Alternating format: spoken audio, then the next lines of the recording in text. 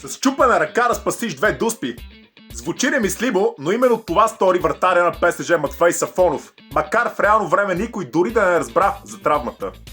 Неговият треньор Луис Енрике заяви, че няма обяснение как това е било възможно, но подозира, че се е случило при третата дуспа на Фламенго. Адреналинът обаче е бил толкова силен, че руският страж отрази оставащите два удара на бразилците от бялата точка, а сумарно спаси 4 от общо 5-те. Впоследствие се появиха кадри, на които се вижда как преди дуспите Сафонов получава кърпа. И там са описани местата, на които най-често играчите на Фламенго бият своите шутове.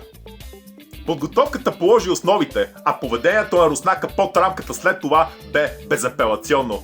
То донесе на ПСЖ междуконтиненталната купа и се превърна в едно от най-бляскавите вратарски представяния въобще. За кои други епични изяви на вратари при дуспи се сещаш?